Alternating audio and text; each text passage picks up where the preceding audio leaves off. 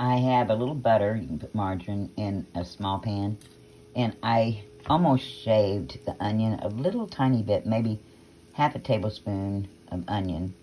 It's just to give it the spinach a little more flavor for the filling. And I'm going to cook those till they're tender, and then I'll add the spinach and the cream. And over here, I've got about 5 slices of bacon that I cut up, and about half of a small onion that I cut up to go in there, and I'm going to cook those. Back in a minute. I added 1/4 cup of heavy whipping cream to the onions that had softened, and I had that on low heat. Now I'm going to put in a cup of spinach, baby spinach.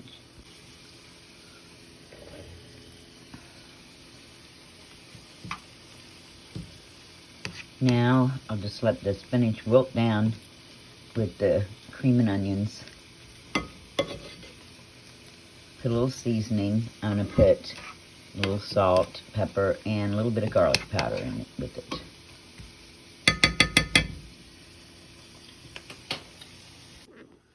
I put a lid on the bacon and onions so that the onions would cook quicker, and then I'll take the lid off and brown the bacon. But I forgot to mention I used hickory smoked bacon. I love it in there, but you can use whatever you want. And then in the spinach, which really cooked down, I ended up putting almost 2 cups of spinach. It cooked down, and then I drained the cream off of it. There was just a little bit, but I didn't want it too wet. And then I put a heaping tablespoon of Philadelphia chive and onion cream cheese in it, and mix that up. This will be the filling, and we want to let it cool down. There wasn't enough bacon drippings left to cook these big mushrooms. I have 2 large portobello mushrooms sliced, so I added about a tablespoon or a little over of olive oil, and I'm cooking them up now. I'll add some garlic powder, salt, and pepper. Be back soon. I decided to cut some of those large mushroom pieces in half because they were pretty big. And as you can see, they're putting out a lot of liquids into the pan. So after I'm done sauteing these, I'm going to drain some of that out. I'll leave a little bit in for flavor, and then I'll add the cream and seasonings and the bacon and onions back in. And that will be what we pour over our ravioli. So while the mushrooms are sauteing, you could have 3 apiece, 3 ravioli in this meal apiece, or you can have more. My husband's going to have 3, and I'm going to have 2. So I put smoked provolone, the Sargento brand. That's the best, I think. I put it on parchment paper, on a baking sheet, and I'm going to put it in a 350-degree oven just till it starts to melt. If you wait too long, it will ruin it. It will start spreading out. So you want to watch it close, about a minute, maybe a little more. And then you take it out and should be able to fill it with the filling and fold it over. We'll see how this goes because it's the first for me. So I drained almost all the juice out of the pan, added 1.5 cups of heavy whipping cream, garlic powder, salt, and pepper, and I'm going to turn on low and just let it simmer for a while. So I place the filling inside each one.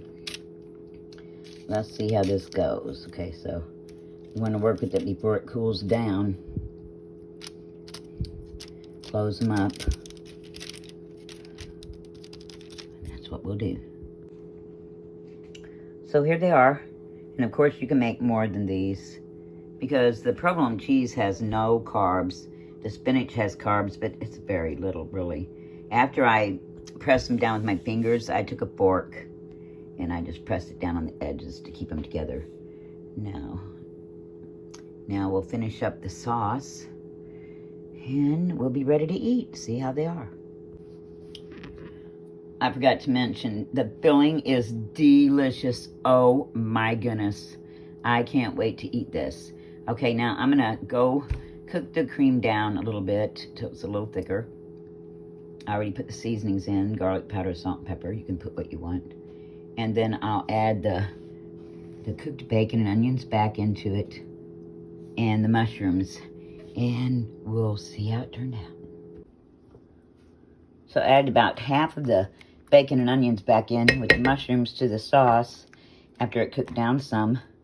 So it's a little thicker now. Tastes mighty yummy. Now I'm just going to pour this over the ravioli. And like I said, you can make more ravioli than this.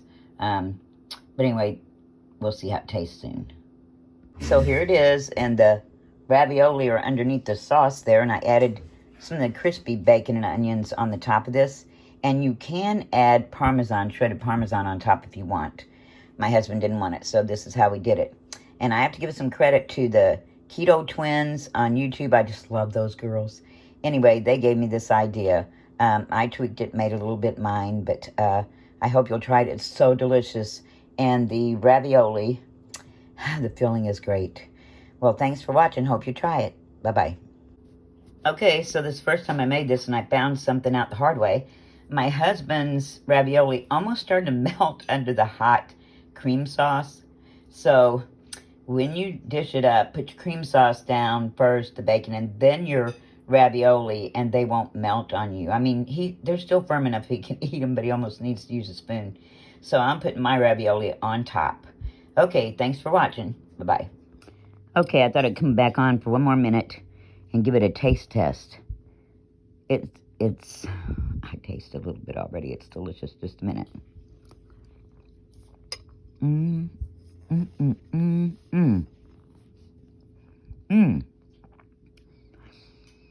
The ravioli are like a little bit like an al dente pasta. Delicious. I'm not kidding, guys. This is delicious. The filling in the ravioli is delicious. The cream sauce, oh my goodness, you can taste the mushrooms and bacon and onions. This is delicious. Yes, it was a little work. Not bad. I think next time I'd make more ravioli, though. Oh, so good. I hope you try it. Well, thanks for watching. Bye-bye.